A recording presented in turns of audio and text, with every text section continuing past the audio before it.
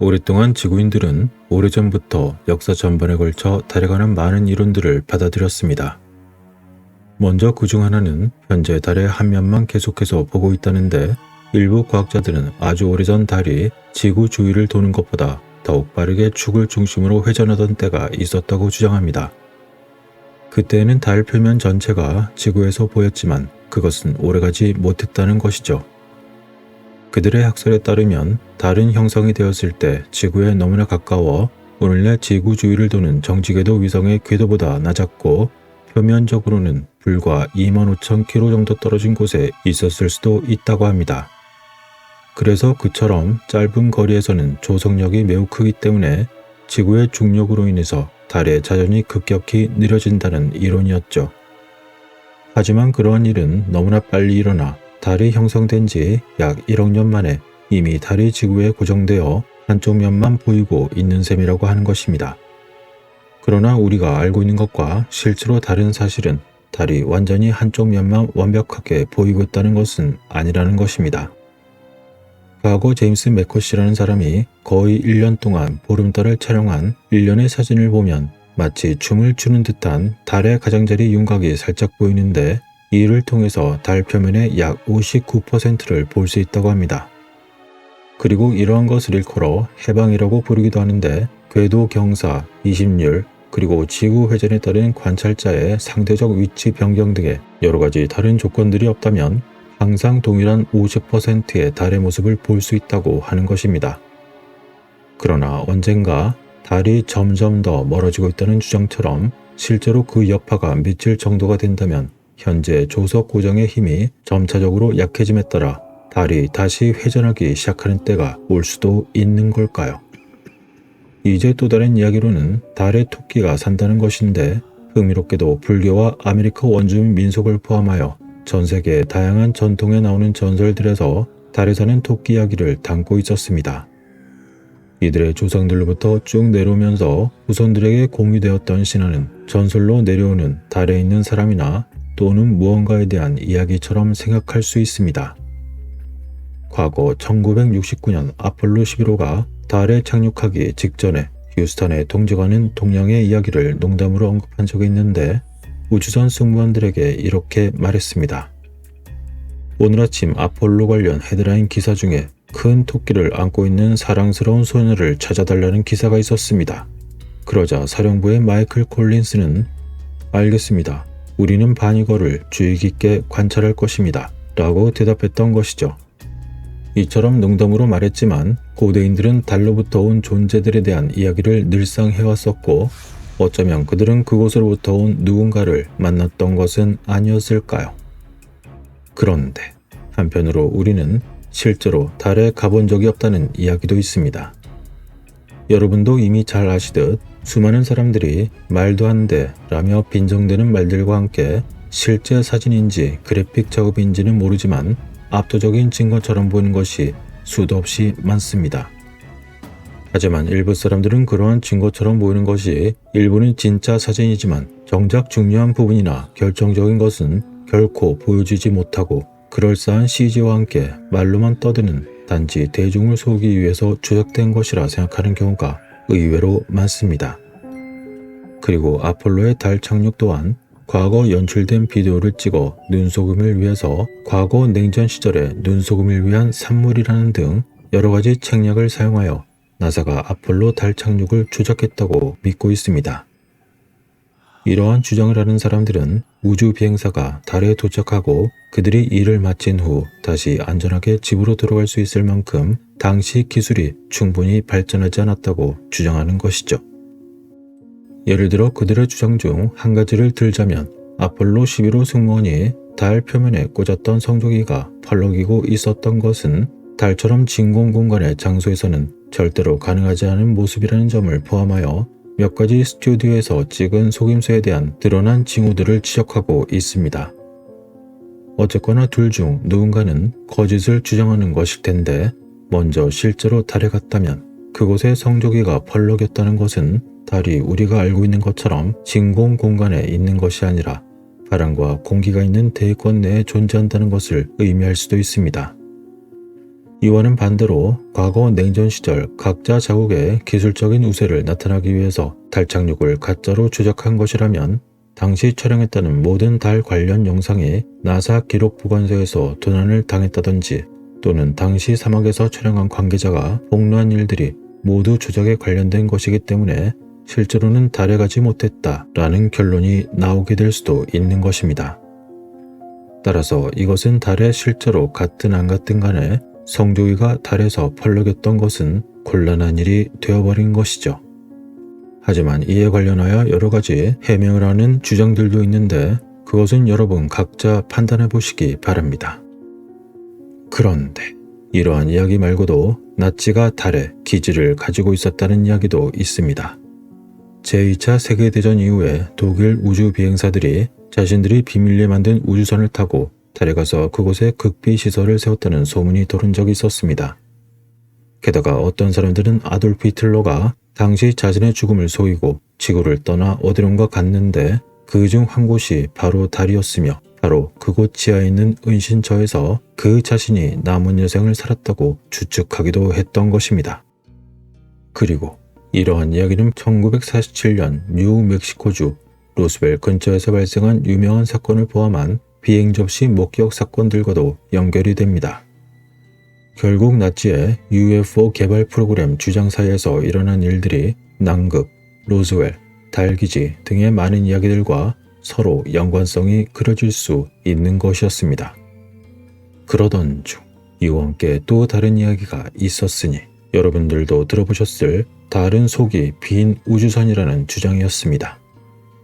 1970년 두 명의 소련 과학자는 이 겉보기에 기발해 보이는 달이 비어있다는 전제에서 그것을 한 단계 더 발전시켜 달이 실제로는 뛰어난 기술과 지능을 가진 외계인이 만든 껍질 모양의 극초대형 우주선이라고 제안했습니다.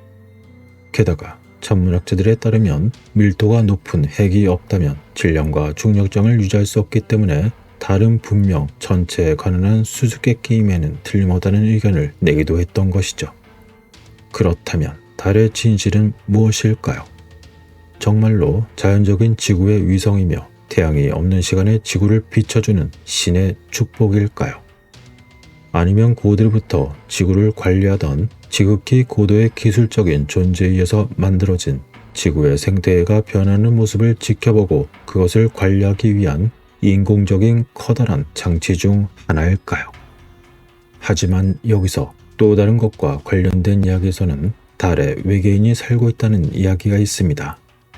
1820년대 바이에른의 천문학자 프란스 폰 파울라 그루이트위제는 당시 망원경으로 달을 관찰하던 중에 그곳에 나타난 도시를 모두 보았다고 주장했습니다. 그는 그곳에 살았던 일명 달의 사람들이 정교한 건물과 도로 그리고 요새를 건설했다고 썼습니다. 당시 대부분의 동료들은 그의 주장을 비웃었지만 결국 그는 나중에 자신의 이름을 붙인 작은 달 분화구를 하나 갖게 되었습니다. 게다가 영국의 저명한 천문학자이자 작곡가였던 윌리엄 허셜경 역시 달에 외계인이 살고 있다고 생각했으며 그들이 달에서 진행하는 건설 프로젝트 진행 상황을 정기적으로 관찰했습니다. 그렇다면 과거 바이에른의 천문학자나 영국의 천문학자는 당시 달에서 무엇을 어떤 것을 보았던 걸까요? 하지만 달에는 그런 이야기만 있는 것은 아닙니다. 달은 바로 지구의 생명체들의 출산을 조절한다는 주장이 있습니다. 아마도 인간 여성의 월경 주기와 달 주기의 길이가 비슷하기 때문에 많은 초기 문명에서는 달이 여성이 임신할 수 있는 시기를 결정한다고 믿었습니다. 이는 동양의 고전에서부터 아메리카 잉카의 마마큘라에 이르기까지 전 세계 신화에서 그처럼 두드러지게 등장하는 이유를 설명할 수 있습니다. 게다가 1950년대 한 체코 의사 유진 요나스는 고대 문헌을 우연히 발견한 적이 있었는데 달의 특정 위상 동안에 여성이 임신을 할 수 있다는 내용이었던 것이었습니다. 그래서 그는 당시 이 가설을 토대로 자녀 출산을 위한 가족 계획의 방법을 세웠고 그것을 기초로 환자들에게 달의 주기와 같은 위치에 있을 때 여성 배란이 된다고 말했으며 출산을 조절하는 방법을 알려주었습니다. 그리고 오늘날까지 지속되는 또 다른 이론에 따르자면 보름달이 출산을 증가시키는 효과가 있는 것처럼 그때만 되면 산부인과 병동에 출산을 앞둔 산모들이 넘쳐난다고 합니다. 그러한 주장들을 입증할 만한 연구들은 매우 많았고 최근의 연구에서조차 달이 유발한 베이비 붐에 대한 통계적인 증거가 거의 밝혀지지 않았으나 그럼에도 대부분의 전문가들은 달이 출산에 미치는 영향이 충분히 있는 것으로 생각하고 있습니다. 이외에도 많은 이야기가 있지만 한 가지만 더 말씀드리자면 보름달이 사람의 정신을 매우 이상하게 만들 수도 있다는 것입니다. 고대부터 보름달은 몽유병이나 자살, 비정상적인 활동, 그리고 상당히 폭력적인 발작이나 혹은 늑대인간으로 변하는 등의 매우 이상하거나 어떨 때는 미친 것 같은 정신나간 행동과 관련이 있다는 것입니다. 실제로 루너시와 루너틱이라는 단어는 매일 밤 어두운 하늘을 가로질러 은색의 마차를 타고 하늘을 가로지르는 로마의 달의 여신 루나에서 유래되었습니다. 게다가 수천 년 동안이나 오랜 세월 동안 많은 의사와 정신건강 전문가들은 인간의 조증과 달 사이의 강력한 연관성을 믿기도 했습니다. 기원전 5세기의 현대의학의 아버지로 불리는 히포크라테스도 밤의 공포와 광기에 사로잡힌 사람은 달의 여신의 방문을 받고 있습니다. 라고 쓰기도 했었죠. 그리고 18세기 영국에서는 살인 혐의로 재판을 받는 사람들이 만일 그들 중 보름달 아래서 범죄를 저지른 경우 그들이 달에 의해서 정신 이상을 일으킨 것일 수도 있기 때문에 그러한 이유로 해당 범죄자에게 가벼운 형량을 요구하는 지금 생각하면 매우 비이성적인 캠페인을 벌인 적도 있었습니다. 게다가 런던 베들레헴 병원의 정신과 환자들의 경우 특정한 달의 위상이 있는 동안에 정신 이상에 대한 예방 조치로서 사람들에게 당시 족쇄와 채찍질을 허락한 일들도 있었던 것이었습니다. 그러나 오늘날에는 그 모든 것을 부정하는 연구가 주류를 이루고 있지만 그럼에도 불구하고 일부 사람들은 여전히 보름달이 모든 사람을 약간은 미치게 만든다고 생각하는 경우가 여전히 남아 있습니다.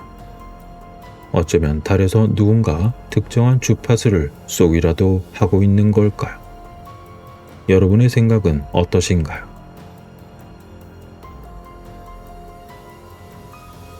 뉴멕시코 중북부 깊숙한 곳에 덜스라는 작은 마을이 있습니다. 이곳에는 약 3,000명의 주민이 거주하고 있으며 지카릴라 아파치 부역연합의 본부가 있는 곳입니다. 표면적으로는 뉴멕시코의 덜스 지역은 단지 남서부의 작은 마을에 불과합니다. 그곳엔 신호등도 없습니다.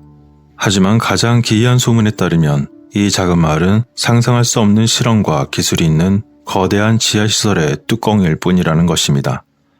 신비한 상상을 하는 사람들에게는 이 덜스 지역은 그 아래 외계인으로 가득 찬 비밀스러운 하이테크의 세계가 열려있는 곳입니다.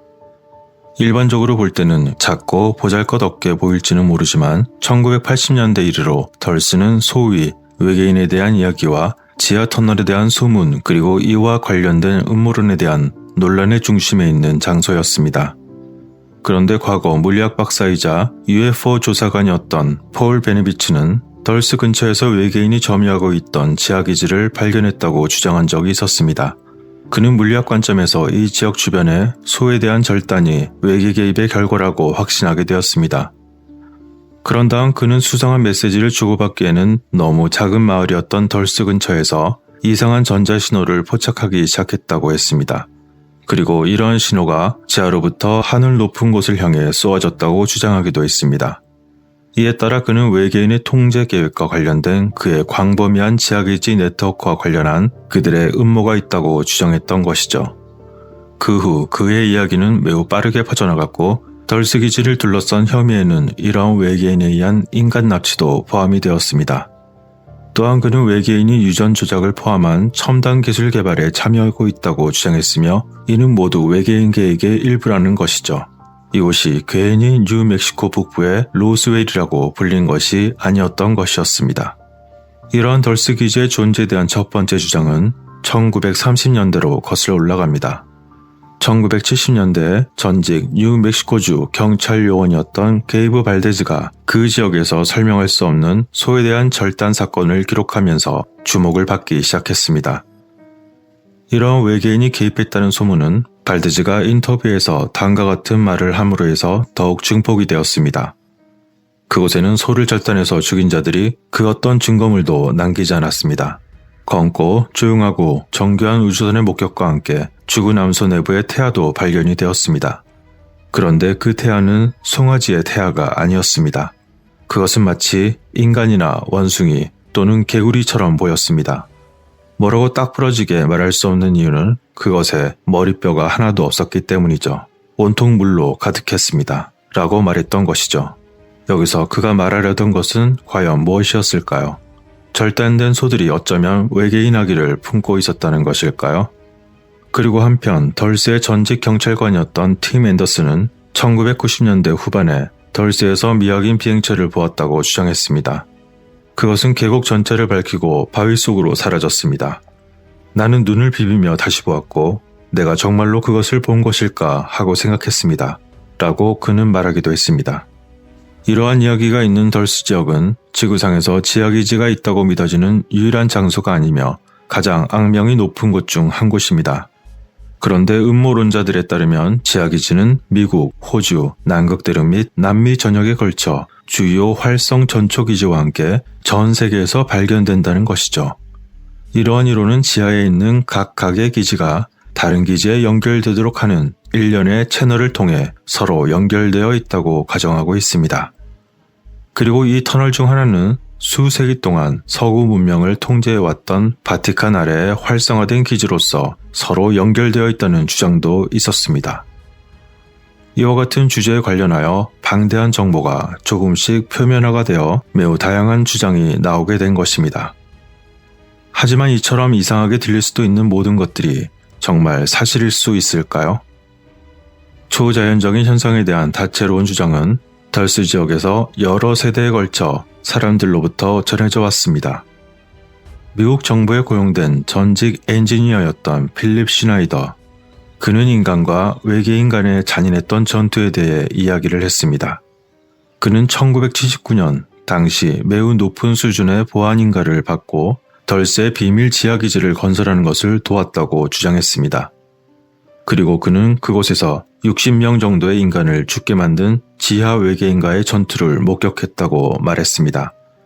그들이 정말 외계인인지 아니면 이종 생물인지는 모르지만 당시 발생했던 전쟁은 오늘날까지 계속되고 있다고 슈나이더는 에포크 타임즈에 말하기도 했습니다. 그런데 한편 다른 측면에서 본다면 이러한 이야기들의 답을 찾기 위한 여러 방법 중 하나로서 신화와 관련된 이야기를 들여다볼 수도 있습니다. 일반적인 경우 실제로 있는지 알 수 없는 외계인이나 이계인 설에서 제기되는 많은 주장과 마찬가지로 신화에 대한 이야기들도 사실로 받아들이기보다 공상과학 소설처럼 취급되는 부분도 많다는 것을 분명히 기억해야 합니다. 게다가 전통적인 신화를 연구하는 학자들은 우리가 신화에서 찾는 신들이 자연의 힘이나 누군가의 생생한 상상의 창조물을 나타낸 것이라고 주장하고 있습니다. 그렇다면 신화는 겉으로 보기에 정말 기이한 주장일까요? 지하 기지들과 관련한 지하 영역에 대한 믿음을 이해하기 위해서는 신화를 들여다볼 필요가 있는데 신들이 점령한 지하 왕국의 이야기는 세계의 많은 전설에 만연해 있습니다. 이러한 지하 세계는 문화에 따라 하데스, 타르타루스, 시발바, 두아트, 파탈라 그리고 여러분들도 많이 들어보셨을 헬이라고도 불립니다. 이러한 신들의 집이라고 불릴 만한 곳은 항상 땅속 깊은 곳에서 발견되는 것은 아니지만 때때로 산 안에 있거나 지하 깊은 곳에 있는 것으로 묘사되곤 합니다. 그리고 지역에 관계없이 그들의 영역에 대한 접근은 종종 동굴 입구를 통해 위치하는 것으로 설명됩니다. 게다가 그 입구는 한 번에 열린 것처럼 보였다가 완전히 그리고 즉시 시야에서 사라질 수도 있는 것이죠. 이러한 지하 영역의 주민들은 자신들이 원치 않는 방문을 거의 완벽하게 이제까지 차단해왔지만 그들에게 선택된 개인에게는 그곳에 접근할 권한이 부여되곤 했습니다. 고대 문헌에서는 지하세계로 들어가는 것이 결코 쉬운 일이 아니라고 설명되었는데요. 예를 들어 과테말라 서부 고지대의 키체 왕국의 신화이자 역사적 서사를 다룬 문서인 사람들의 책이라는 의미의 포플 부흐에서도 나옵니다. 이 내용 중에는 영웅 형제 후은하프와 부크부은하프가 지하세계로 들어가게 된 경로를 설명하기도 합니다. 그것은 지하세계인 시발바에서 그들이 겪은 가파른 내리막과 그리고 직면해야 했던 많은 도전에 대해 이야기하고 있습니다. 그리고 또한 이것과 비슷할 수 있는 이집트의 죽은 자의 서와 같은 문서는 죽은 자가 두아트에 들어가기 위해 거쳐야 하는 경로와 과정을 설명합니다. 이것 또한 앞서 언급한 포풀부와 마찬가지로 개인이 죽은 자의 영역인 지하세계에 들어가기 위해서 그 경로를 통과해야만 하는 도전으로 가득 차 있는 것이죠. 그리고 힌두교의 경전 중에 중요한 문서인 비슈누 프라나에 따르면 지하세계의 가장 깊은 곳인 파탈라는 지표면 깊은 곳에서 찾을 수가 있습니다. 이것은 지표면 아래에 7 영역이 존재하는데 그 각각의 영역은 1만 요자나이며 파탈라는 가장 아래 단계에 있기 때문에 약 6만 요자나 이상 더 들어간다면 그곳이 있다고 말하고 있습니다. 여기서 요자나는 고대 인도, 태국, 미얀마에서 사용되었던 거리 측정법인데 1요자나는 현대에 약 14.7km에 해당합니다. 그런데 여기서 이 계산법으로는 그 깊이가 현대과학에서 말하는 지구 크기로는 도저히 설명이 안 됩니다. 따라서 6만 요자나를 넘어서는 그곳은 일반적으로 알려져 있는 지구의 반지름은 고사하고 그 전체 지름보다도 훨씬 더 긴 거리이기 때문에 현재의 지구 형태로는 설명이 안 된다는 점이죠. 여기서 이에 대한 이야기가 길어진다면 또 다른 논란거리인 둥근 지구와 플레더스의 문제로 이 문제가 확장되기 때문에 일단 이 이야기는 접어두고 이야기를 계속 이어나가겠습니다. 한편 인도가 아닌 지역의 길가메시는 그의 이름을 딴 서사시에서 지하세계의 빛으로 가득 찬 방에 도착할 때까지 짙은 어둠 속에서 12리그, 즉 대략 60km 정도를 여행하는 것으로 묘사됩니다. 이처럼 다양한 고대 문헌들에서 신들의 지하 영역은 매우 큰 영역이었고 광대한 홀로 가득 찬 것으로 묘사되고 있었습니다. 그리고 수많은 식물과 키가 매우 큰 풀들, 그리고 나무와 온갖 동물들이 이 땅을 채웠습니다. 그런데 비슈누 프라나에 등장하는 고행자 나라다는 파탈라를 방문했다고 주장하며 파탈라는 천국보다 훨씬 더 매력적이었다고 전했습니다.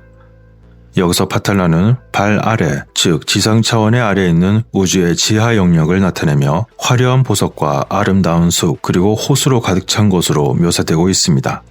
그리고 또한 수메르의 신 엔키의 집은 깊은 물속에 위치하며 금과 은, 청금석으로 집을 지은 것으로 묘사되고 있습니다. 그리고 그리스 철학자 플라톤과 같은 작가들도 이러한 개념들을 반복하는데 그는 지구가 물과 공기, 나무와 과일, 그리고 꽃이 가득한 많은 지하의 구멍들로 가득 차 있다고 믿었습니다.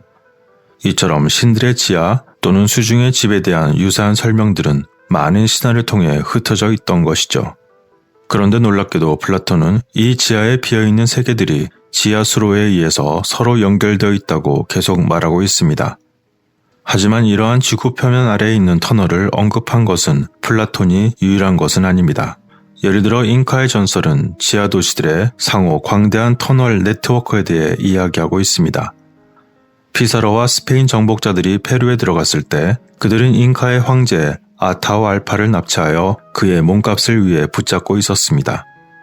그들은 아타우알파의 석방에 대한 대가로서 그들의 방을 가득 채울 만큼 충분한 금을 요구했던 것이죠. 그 이유는 피사로의 부하들은 잉카의 금이 지하 터널의 광대한 네트워크에 보관되고 있다는 소문을 들었기 때문이었습니다. 당시 그곳의 전설에 따르면 이러한 지하 터널은 이미 수천 년 이상 오래전에 있었으며 잉카 수도 아래에도 길게 뻗어 있다는 것이었죠. 실제로 몇 년 동안 마추픽추 남동쪽 80km 지점에 쿠스코 아래의 동굴 속으로 자신의 위험을 감수한 모험가들이 들어왔지만 그들 중 단 한 사람을 빼고는 2번 다시 볼 수 없었습니다. 그런데 그 중에서 실제로 생존했던 한 남자는 기적적으로 2개의 금괴를 가지고 터널을 살아서 탈출했습니다. 그런데 당시 그곳의 관리들에 따르면 그는 미쳐 있었다고 전해졌으며 그 이후에 더 이상 피해를 막기 위한 대응으로서 그곳의 터널 입구는 안전을 위해 벽으로 완전히 막혔다고 합니다. 적어도 공식적인 이야기는 그렇다는 것이죠. 그리고 또 다른 한편, 이러한 이야기는 아파치 인디언들 경우에 그들의 조상들이 지구에 대재앙이 닥쳤을 때 고대 지하 터널로 피신했다고 구전으로 전해졌습니다. 게다가 그들은 그 새로운 지하 세계에서 생명의 씨앗을 짊어지고는 몇 년 동안이나 그곳의 거대한 지하 통로를 방황했다고 합니다. 하지만 현대의 UFO 관련 이야기들은 파충류 존재 또는 외계인이 지하 영역에서 그들의 유전 실험을 수행하는 것에 파생된 개념을 지지하고 있습니다. 그런데 이러한 외계인의 유전자 실험에 대한 결과물들이 현대 유전공학에 일부 사용되고 있다는 주장은 어떻게 봐야 할까요? 그들의 주장에 따르면 외계인들이 이런 종류의 실험에 참여하고 있는 것은 덜스 기지의 낮은 곳에 해당하는 7층에 있다는 것입니다. 이처럼 신화 속의 이야기들은 이러한 현대 외계인설을 뒷받침하고 있으며 이것과 관련된 주제에 관해서는 아메리카 원주민 부족의 전설과 아마 가장 밀접한 관련이 있어 보입니다. 그러나 단지 인류와 다르기 때문에 외계인이라고 보는 것은 무리가 있어 보입니다. 그들이 원래 지구의 주인이었는지 이계인인지 지하세계의 주인인지 누구도 밝히지 못했으니 말입니다. 그런데 미확인 비행체도 화산 구멍이나 깊은 물속에서 종종 출현하는 것을 본다면 그들의 원래 집은 아마 지하임을 보여주는 듯합니다. 하지만 너무 심각하게는 생각하지 마세요. 우리는 지금 여러 전설들과 각종 이야기들 속에서 단지 상상의 나래를 펼치며 재미있는 이야기를 하는 것 뿐이니까요. 한편 나바오족과 호피족은 그들의 인디언 땅의 표면 아래에서 인간의 생성과 출현에 대한 아주 오랜 전설을 가지고 있습니다. 게다가 알곤킨족의 경우는 다음과 같이 구전 전설을 말하기도 합니다. 이렇게 해서 가장 낮은 세계 동굴은 온전한 생물과 미완성 생물로 가득 차서 깜깜한 어둠 속에서도 그들은 서로 파충류처럼 기어다니게 되었습니다. 라고 말이죠. 여기서 문제는 그들이 혼자가 아니라는 점일 것입니다. 바빌론의 사제였던 베로수스는 이 지하 영역에 서식하는 무시무시한 생물에 대해 이야기합니다. 그는 몸은 하나인데 머리가 둘인 사람, 다리와 뿔이 염소인 사람, 그리고 다리가 말의 몸이고 상체의 몸은 사람인 생명체를 묘사했습니다.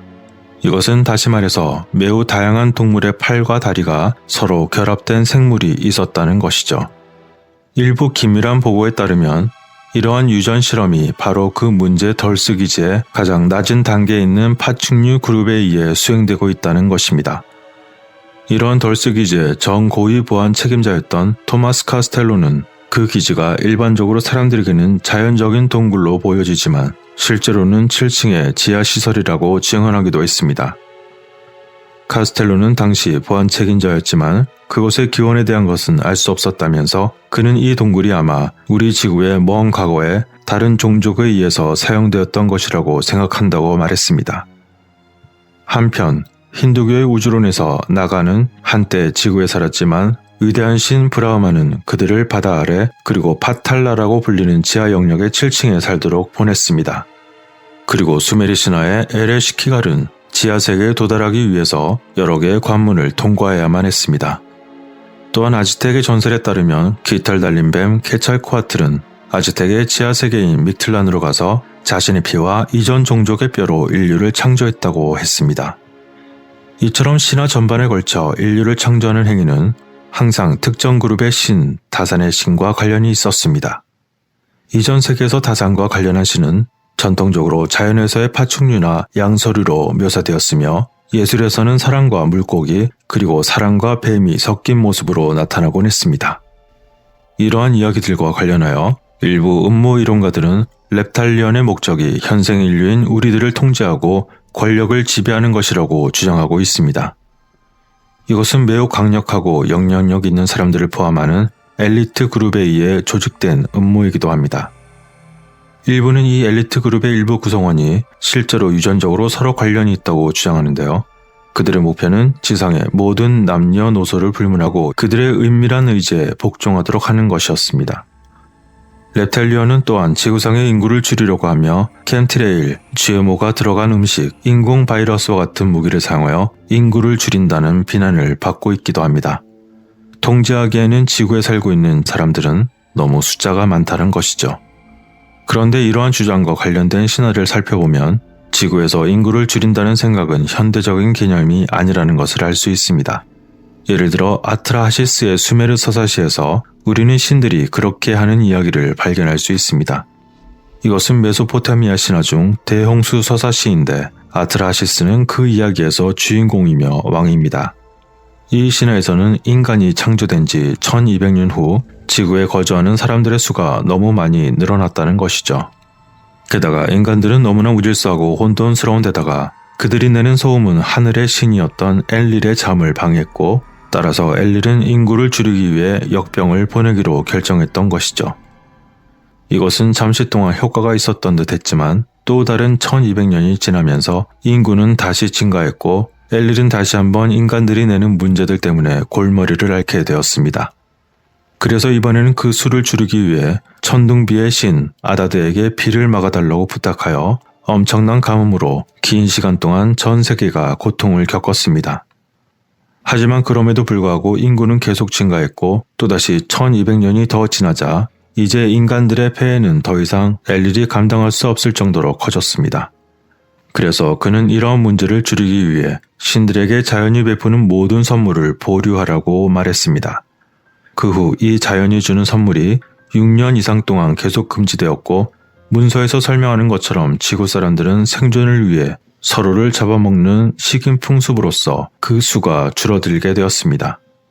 하지만 또 다른 신이었던 엔키는 기아에서 사람들을 구하려고 했고, 그것이 엘릴을 더욱 분노하게 만들었습니다. 마침내 엘릴은 그의 분노의 행위로서 인류를 영원히 멸망시키기로 결정했습니다. 그는 세상을 홍수로써 모두 덮어버려 모든 것을 묻어버릴 걸 계획했습니다.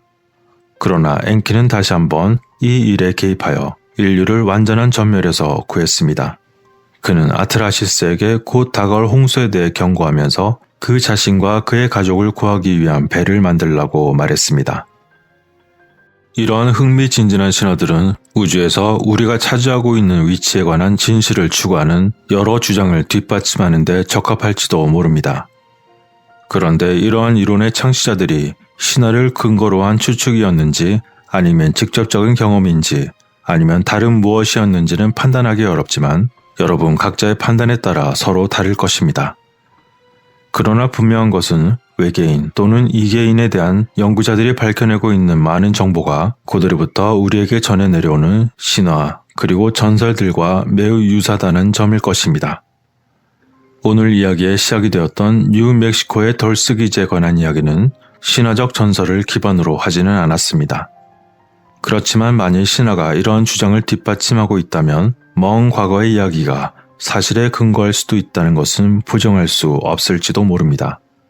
그것은 고대 문서에 적혀있던 신으로 불린 외계인인지 아니면 이종인인지 이계인인지 모르는 자들이 멀고 먼 과거에 이미 지구를 걸으며 인간을 만들었을 수도 있고, 또한 생명과 문화 발전에 매우 필수적인 역할을 했었던 당시에 실제로 살아 숨쉬는 존재였을 수도 있음을 의미하는 것이기 때문입니다. 그런데 그렇게 신이라 불렸던 그들조차 최초에 어떻게 나타난 것일까요? 어찌되었건 꼬리 위에 꼬리를 물고 나타나는 의문들은 너무나도 많지만, 많은 사람들은 덜스 기지와 관련하여 그들이 숨기고자 하는 것을 찾아낸 듯이 렙텔리언의 존재가 지구를 지배하기 위한 목적이며 우리를 통제하는 것이라고 주장하고 있었습니다. 음모론자들에 따르면 그들의 계획은 정부를 통제하고 신세계 질서를 통해 지구를 궁극적으로 통제하는 것이라고 합니다.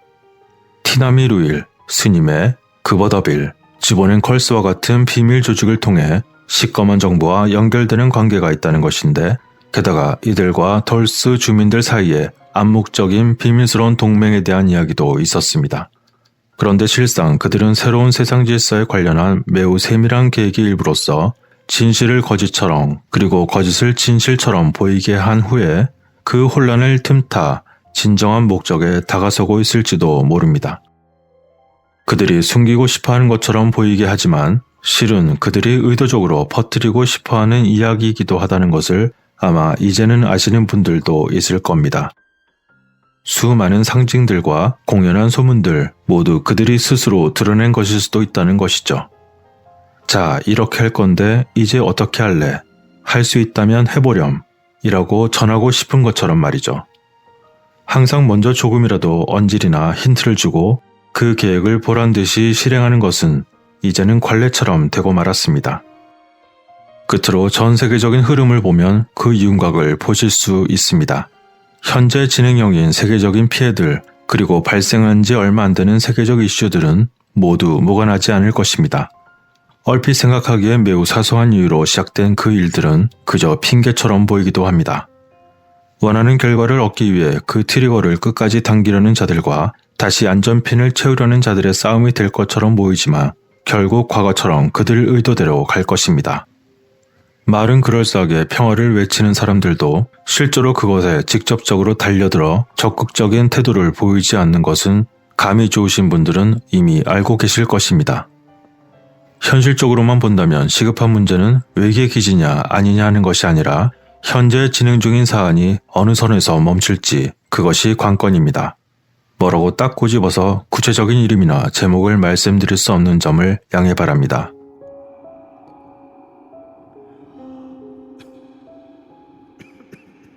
과거 디글로케라고 불리는 종이라는 의미의 슈퍼 무기가 있었습니다.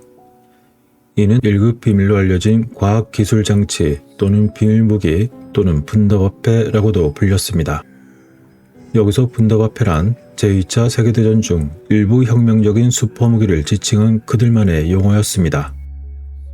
스프렌베르그의 법정 진술서에서 그는 디글로케라고 부르는 종 프로젝트의 세부사항을 제공했습니다.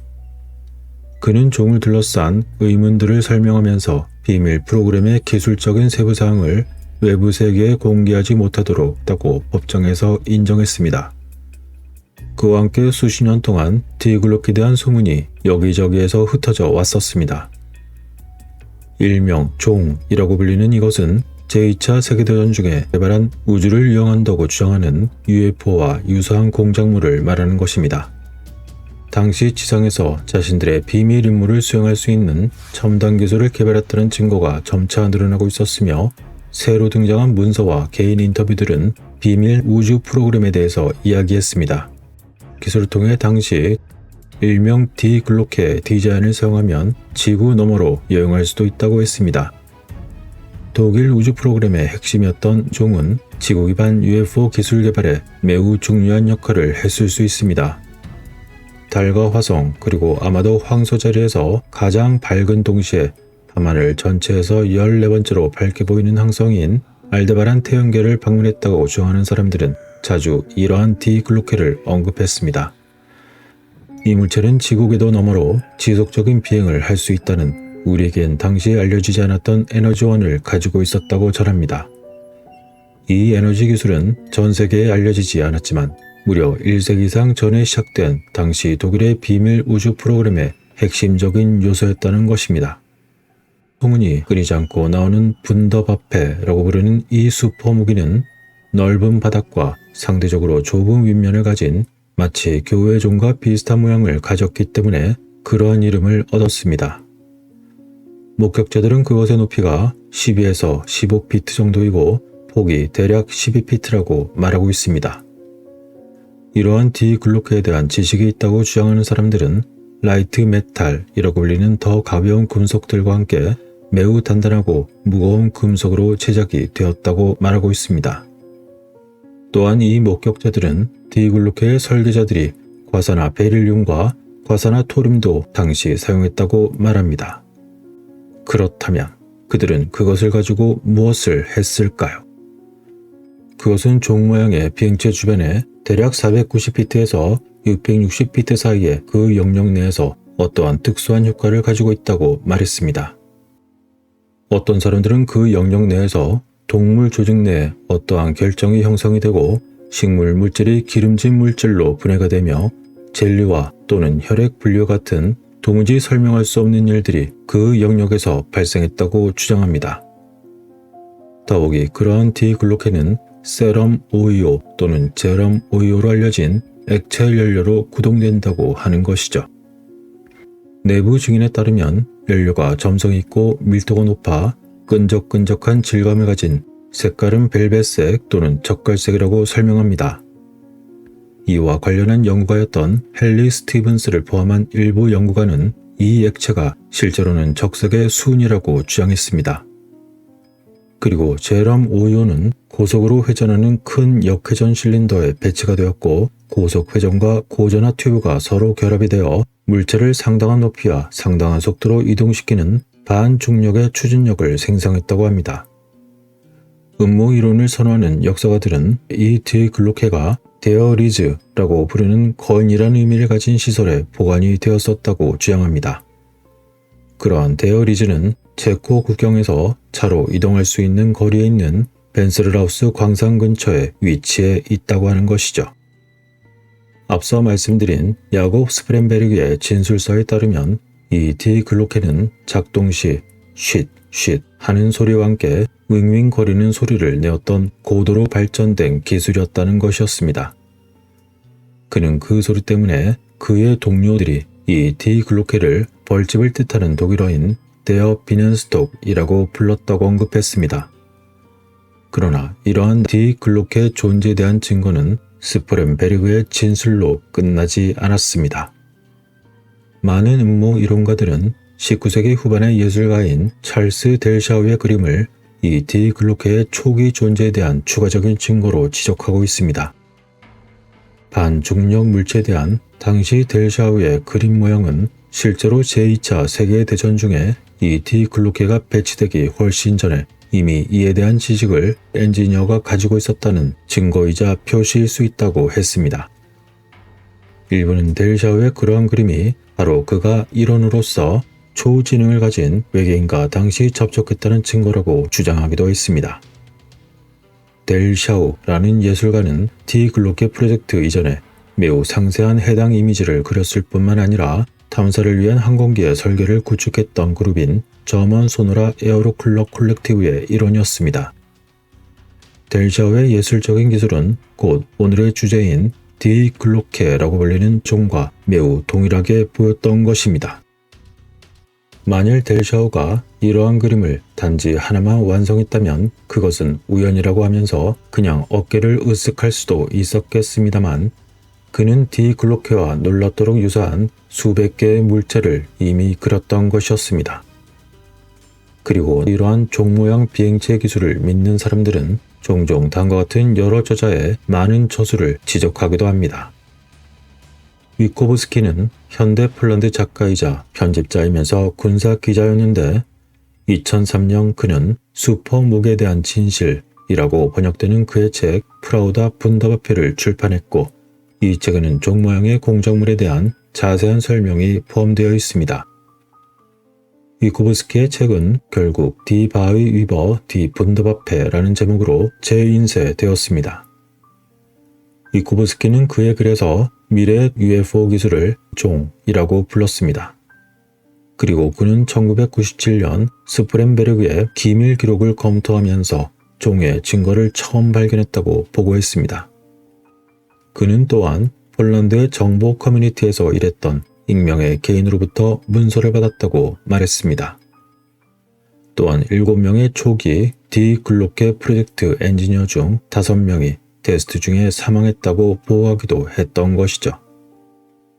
그는 디글로케 테스트 장비의 잔해는 폴란드의 바츠라프 광산의 콘크리트 구조물에서 발견될 수 있다고 기록했으며 그에 따르면 종은 결국 동조자들이 지배하는 남미에 있는 국가로 비밀리에 옮겨졌다는 것이었습니다.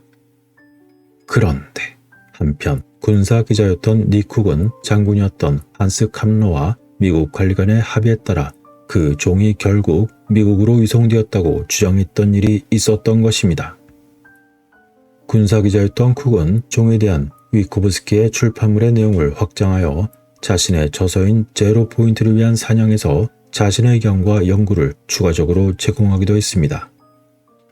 그리고 한편 헨리 스티븐스는 또 다른 그와 관련한 저서인 2007년에 어감 및 비밀무기, 과학 및 기술에서 놀라운 말을 했던 것이었습니다.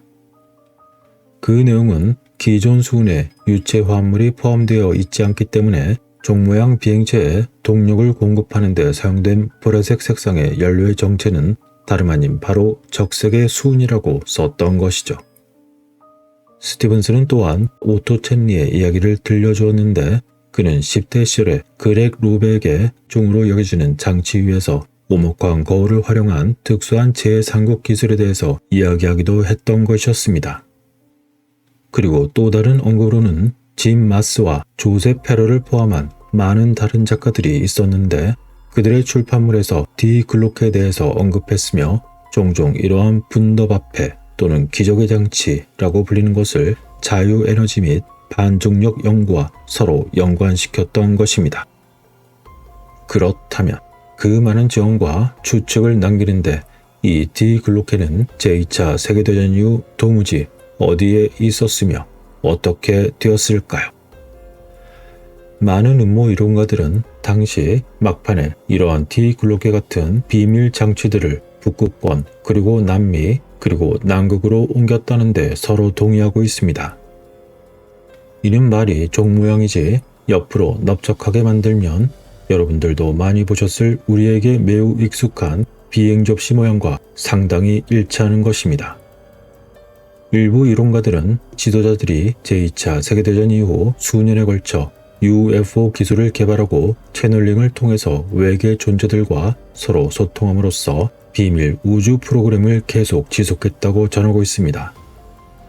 또한 소수의 지도자들이 디글로케의 기술을 사용하여 어디론가 사라졌는데 거기가 알데바란 태양계일 거라고 추측하고 있었습니다. 그리고 또 다른 사람들은 외부 세계에 의해서 아직까지 발견되지 않은 비밀 UFO 개발 기지를 남극 외에 북극에도 가지고 있다고 믿습니다. 이외에 많은 이야기들이 있지만 그중 일부들을 이제껏 저희 채널에 올린 영상들 중 여기저기에 흩어서 이야기해드렸었습니다. 이처럼 수많은 이야기들에 담긴 과거에 나치가 숨기고 있던 진실은 무엇이었을까요? 그것은 이미 누군가는 모두 알고 있지만 자신들의 어젠다를 이룰 때 아주 유용하게 써먹기 위해서 이 모든 것들을 비밀에 붙여 꼭꼭 숨겨놓았다가 언젠가 써먹을지도, 아니 일부는 이미 써먹고 있을지도 모릅니다. 그들은 지금 자신들의 어젠다를 향해 가던 중 내부적으로 권력과 이권 다툼이 생겨 현재 세계에서 벌어지는 수많은 문제거리들을 일으키고 있을까요? 하지만 이러한 소용돌이 속에서도 우리는 눈을 크게 뜨고 그들에게 이길 수는 없다더라도 모든 상황을 똑바로 판단하고 그에 대비할 수는 있을지도 모릅니다. 여러분들의 생각은 어떠신가요? 모든 현상에는 여러 갈래의 주장들이 있을 수 있지만 진실은 오직 하나뿐이며 모든 판단은 여러분들의 몫입니다. 소위 우리가 말하는 신이 존재하든 아니든 간에 여전히 세상의 모습은 한치의 오차도 없이 돌아가고 있습니다. 높은 곳에 물이 아래로 흐르는 것이 대자연의 법칙인 것처럼, 그리고 더러운 손을 담근 물이 다시 깨끗해지기 위해서는 수많은 자연적인 정화작용과 함께 오랜 시간이 필요한 것입니다.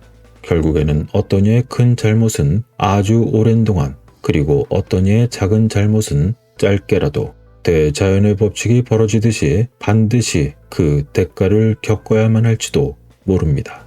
그래서 사필귀정이라는 말이 오래전부터 있었던 걸까요? 그리고 세웅지마라는 말도 마찬가지처럼 느껴지는 이유는 무엇일까요? 오래전부터 전해진 이야기에 따르면 불교의 창시자는 히말라야 산기슭에 거주하는 석가족 라자의 아들인 시타타라는 힌두교였습니다. 그는 석가의 성인을 의미하는 석가모니 또는 석가무니라고 불리기도 하고 때로는 열애라고 불리기도 했는데 일반적으로 고타마 붓다라고 불립니다. 부처님이라는 용어는 개인의 이름이 아닌 호칭인데 고타마는 기원전 528년경 비하르에서 깨달음이 일어난 것으로 알려진 이후 붓다라고 불렸습니다. 그는 가정생활을 버리고 고통으로부터의 해방과 궁극적인 평화의 달성, 즉 열반에 대한 교리를 선포했습니다. 그의 가르침은 산스크리트 달마로서 담마라고도 불렸는데 이는 다시 사성제와 팔정도 정도로 요약될 수 있습니다. 지금으로부터 약 2500년 전 당시 인도에는 많은 종파와 현자가 있었지만 그들의 가르침은 거의 전부라고 할 만큼 입으로 전수되었습니다. 따라서 불교의 담마는 처음 선포된 이후 무려 수세기 동안이나 기록되지 않고 있었던 것입니다. 따라서 원래의 가르침을 담고 있다고 주장하는 다양한 산스크리트어와 발리어 문헌들은 사실 그저 진화된 기억의 산물입니다.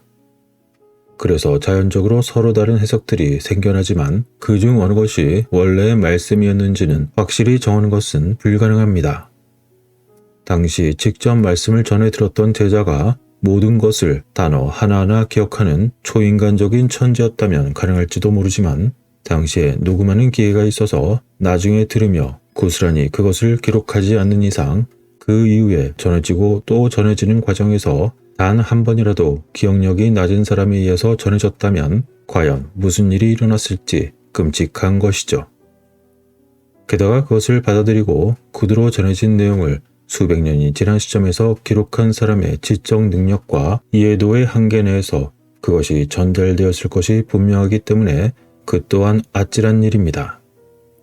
이것은 불교나 기독교 그 어떤 것도 예외가 될 수 없습니다.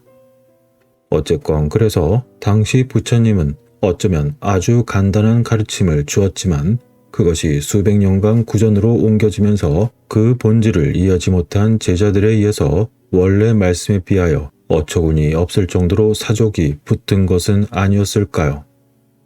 어째서 모든 이치를 깨달은 부처님이 어리석은 중생이 쉽게 바로 이해할 수 있도록 설명을 해주시지 않고 대신에 바로 깨닫지 못할 장황한 설명만 현재 남아있는 걸까요?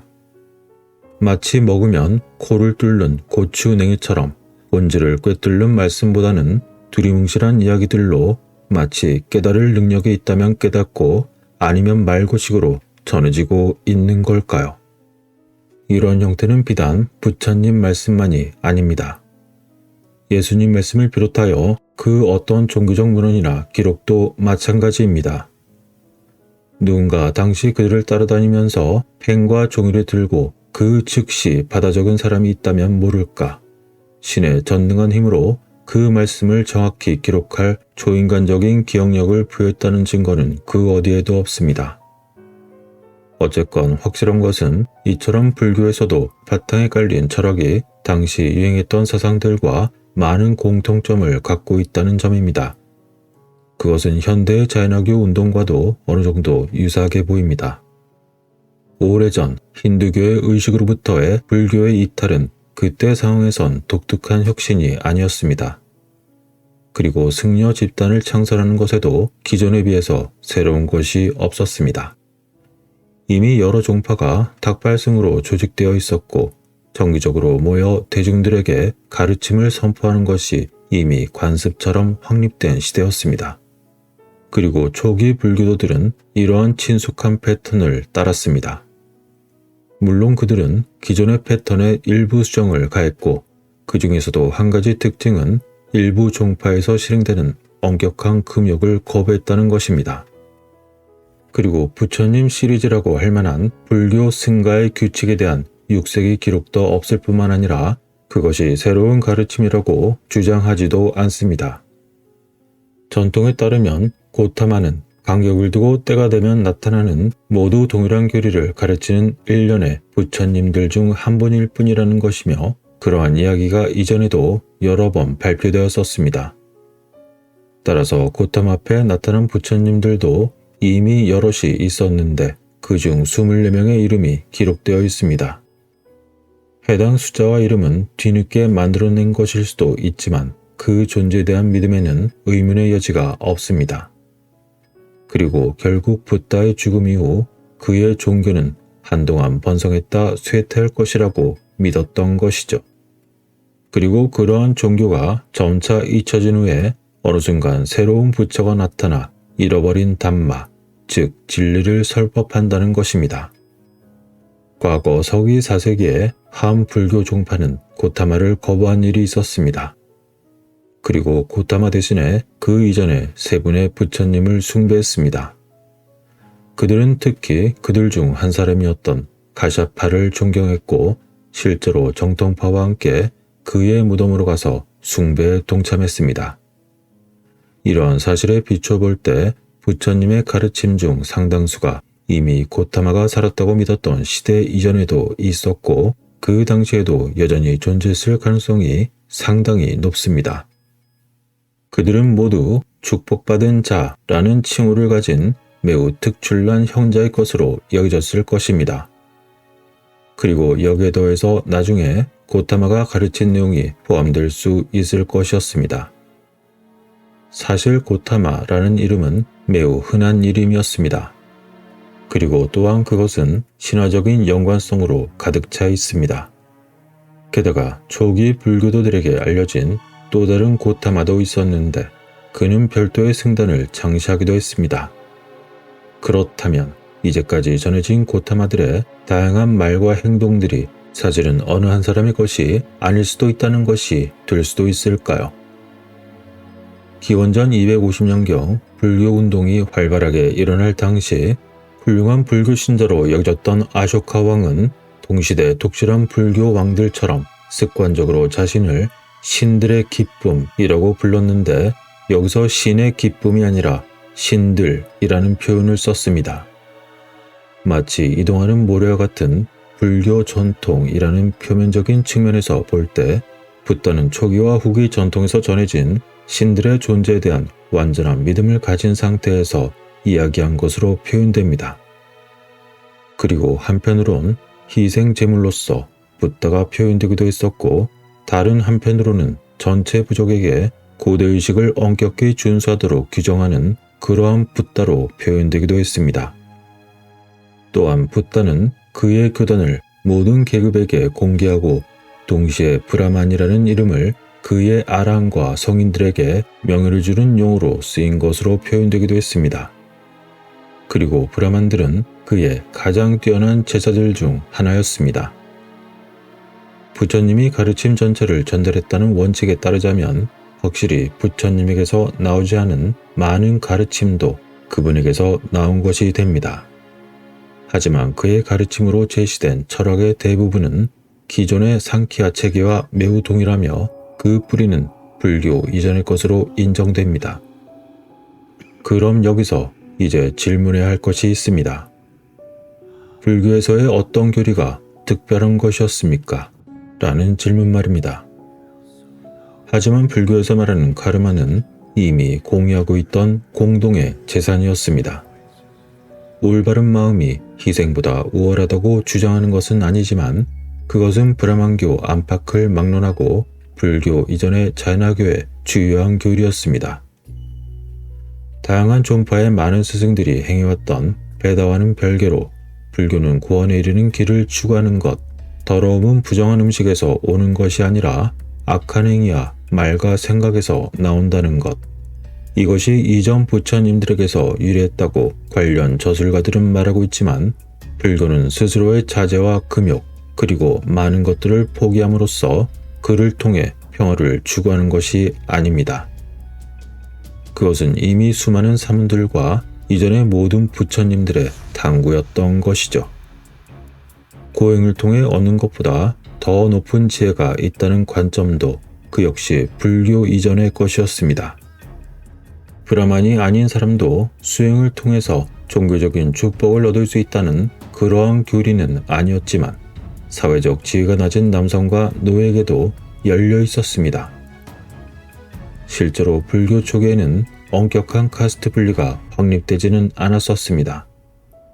브라만의 힘은 엄청나게 높았고 많은 브라만이 이를 포기했지만 그렇다고 그것이 단순한 수행자와 상관이 있던 일은 아니었습니다. 초기 기독교인들과 마찬가지로 초기 불교도들은 도망친 노예들을 받아들이지 않았던 것입니다. 그리고 자이나교에서 행해진 것처럼 여성의 출입을 허용하는 것은 이미 혁신이라 할 수 있는 것은 아니었고 불교 전통에서조차 붓다가 설법한 지 25년째 되는 해에 마지못해 이를 받아들이게 만들었습니다. 요컨대 불교운동의 확장을 교리적으로 설명할 수 있는 것은 아무것도 없는 것만 같았습니다. 이제 우리는 불교의 기원에 대해서 생각을 해보았습니다.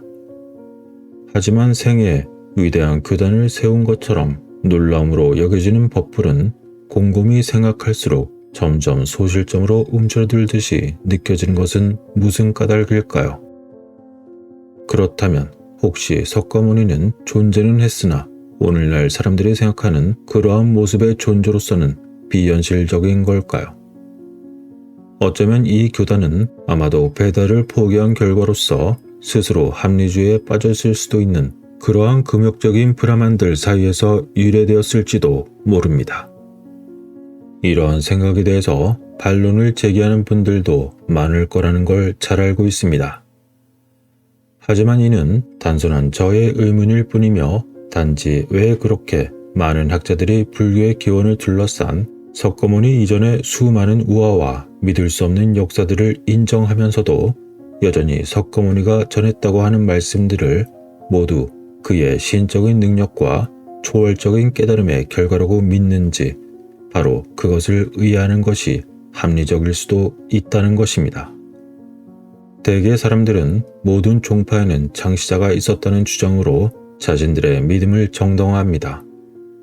그러나 누군가 특정 그룹의 형성을 시작되도록 했음이 틀림없었다는 것을 의미하는 것으로만 이러한 가정을 받아들일 수 있다면 아마 오늘의 이러한 이야기가 허용될 수도 있을 것입니다.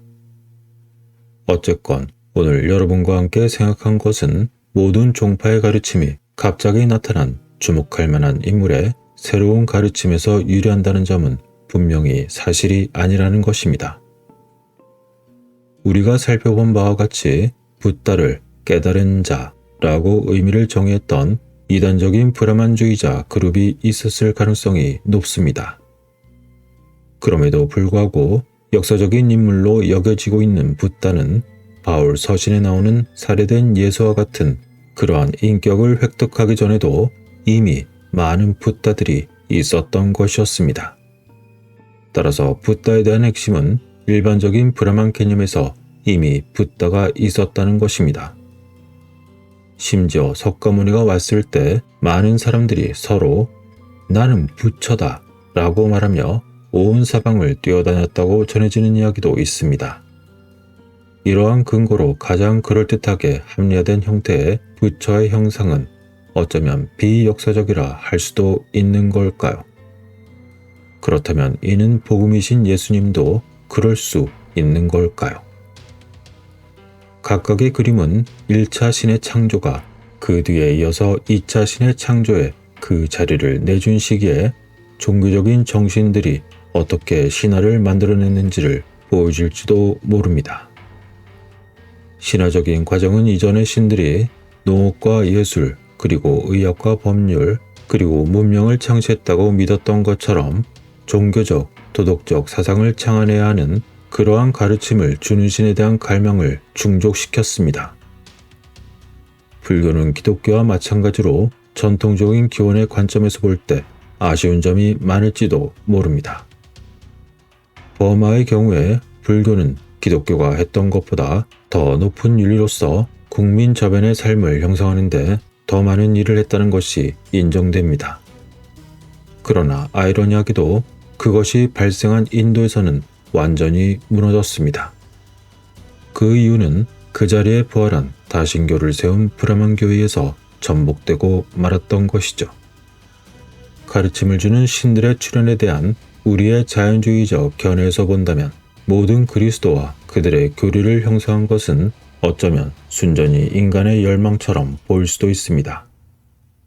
원래 가르침이 실패하는 한 가지 이유는 사람들이 순전히 인간의 열망을 초자연적인 존재들에게 돌리는 것을 고집했기 때문입니다.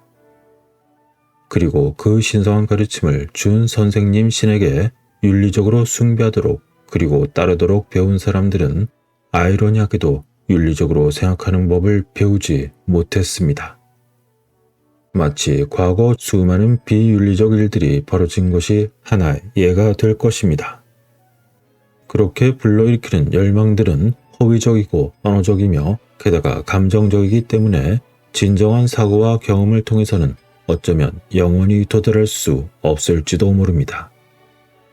모든 시대에 이름 없는 사상가들의 지혜와 때로는 무지가 사실은 그 본체가 신이 아니라 바로 인간이었다는 것이 사실로 인정이 될 때 애초에 종교적인 열망은 나중에 여러 사람들의 손을 거쳐 결국 무로 변한 가장 좋은 복음보다 어쩌면 훨씬 더 나은 복음을 스스로 만들 수 있게 될지도 모릅니다.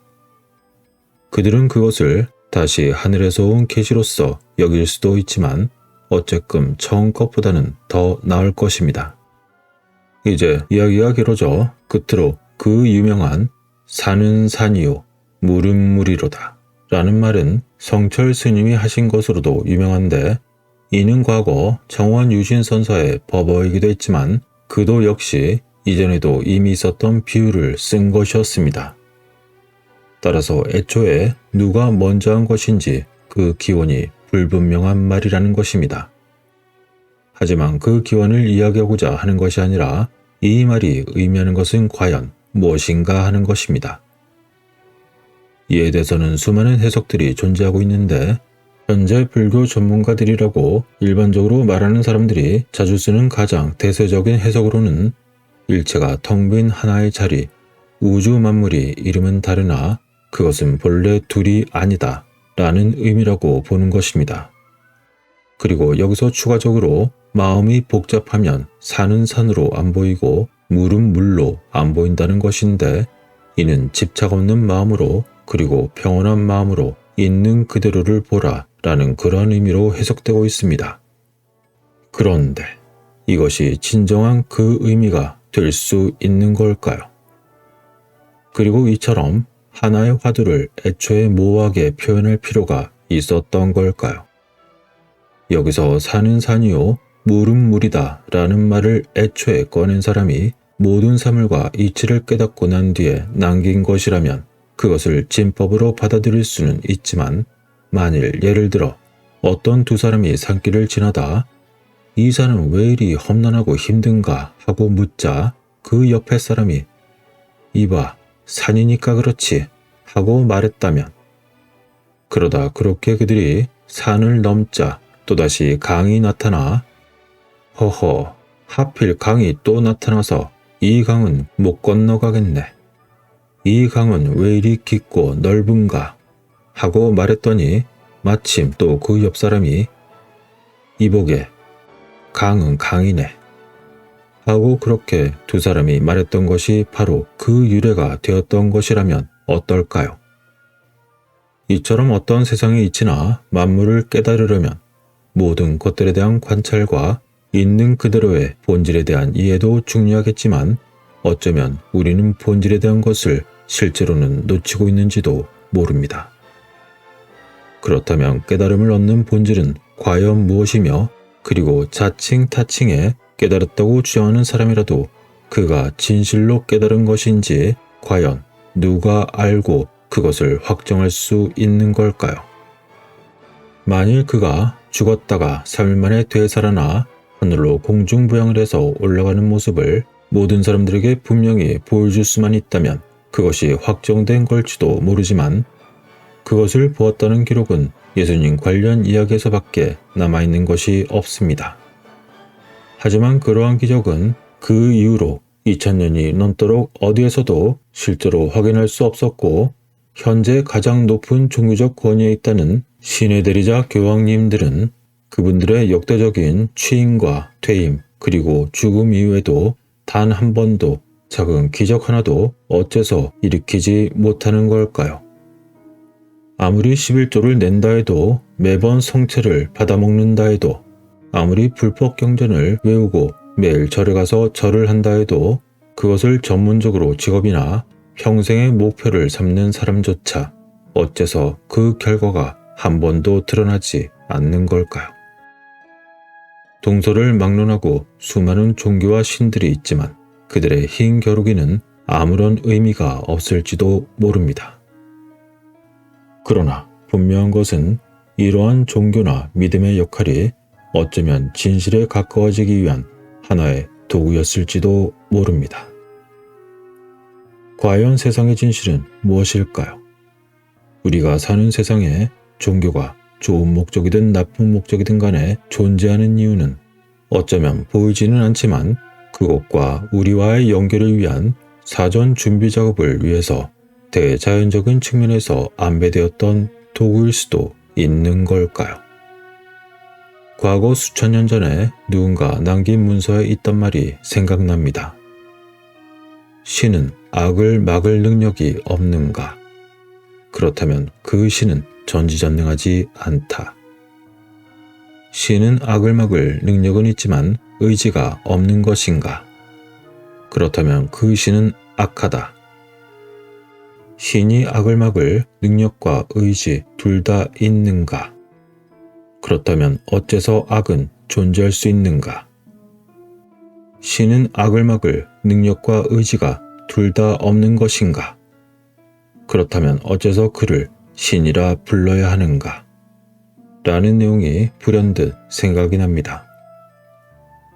그러나 분명한 것은 소위 우리가 말하는 신이 존재하든 아니든 간에 여전히 세상의 모습은 한치의 오차도 없이 돌아가고 있습니다.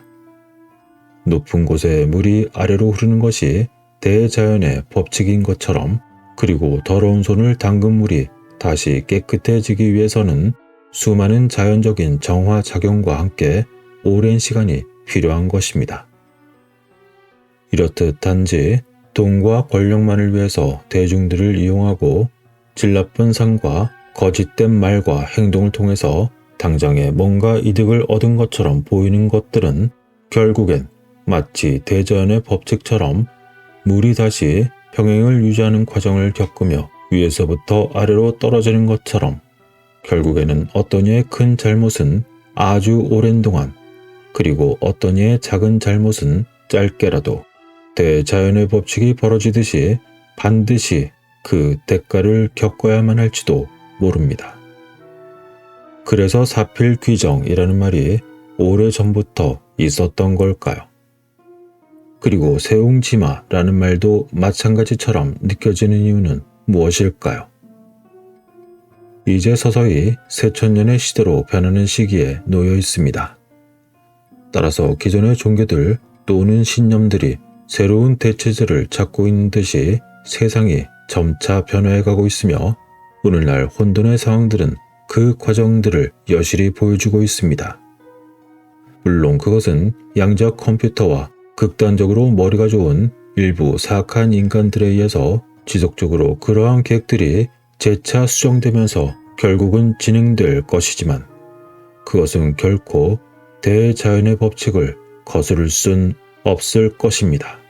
그리고 하나의 현상에는 하나의 진실이 있습니다. 여러분들의 생각은 어떠신가요? 그 무엇을 생각하시던 간에 모든 판단은 여러분들의 몫입니다.